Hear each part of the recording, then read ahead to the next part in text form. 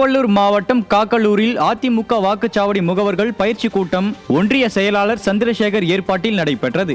இதில் சிறப்பு விருந்தினராக திருவள்ளூர் மத்திய மாவட்ட செயலாளரும் அதிமுக முன்னாள் அமைச்சருமான பெஞ்சமின் கலந்து கொண்டு வாக்குச்சாவடி முகவர்களுக்கு களப்பணி ஆற்றுவது குறித்து ஆலோசனைகளை வழங்கினார். இதில் கழக நிர்வாகிகள் ஏராளமானோர் கலந்து கொண்டனர்.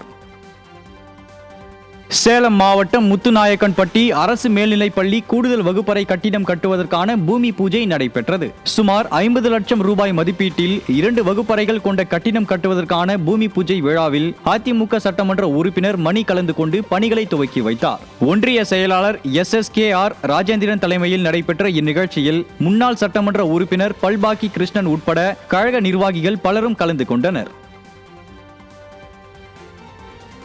நாகை கிழக்கு கடற்கரை சாலையில் உள்ள புரட்சி தலைவி அம்மா மாளிகையில் நாகை வடக்கு ஒன்றிய அதிமுக சார்பில் வாக்குச்சாவடி முகவர்கள் ஆலோசனை கூட்டம் நடைபெற்றது.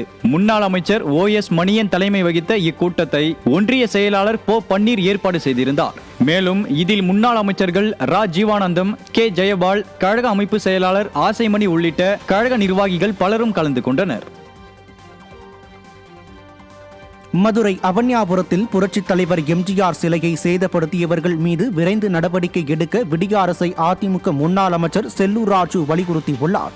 அவன்யாபுரத்தில் புரட்சித் தலைவரின் சிலை சேதப்படுத்தியதை கண்டித்தும் நடவடிக்கை எடுக்காத விடிய அரசை கண்டித்தும் ஆர்ப்பாட்டத்தில் ஈடுபட்ட அதிமுக சட்டமன்ற உறுப்பினர்கள் ராஜன் செல்லப்பா, பெரிய புல்லான் என்கிற செல்வம், தொழில்நுட்ப பிரிவு தலைமை செயலாளர் ராஜ் சத்தியன் மற்றும் கழகத்தினரை விடிய அரசின் ஏவல் துறை கைது செய்தது. அவர்களை நேரில் சந்தித்து ஆதரவு தெரிவித்த முன்னாள் அமைச்சர் செல்லூர் ராஜு, ஸ்டாலின் ஆட்சியில் சமூக விரோதிகளை பார்த்து காவல்துறை பயப்படும் அளவிற்கு அட்டூழியம் வளர்ந்துள்ளதாக குற்றம் சாட்டினார். இந்த ஆட்சியில் பார்த்தீங்கன்னா சமூக விரோதிகளுக்கு விடுதலை ஆகிவிட்டது. சமூக விரோதிகளை பார்த்து காவல்துறை பயப்படக்கூடிய அளவுக்கு இன்னைக்கு சமூக விரோதிகளுடைய அட்டூழியங்கள் பெருத்து விட்டது.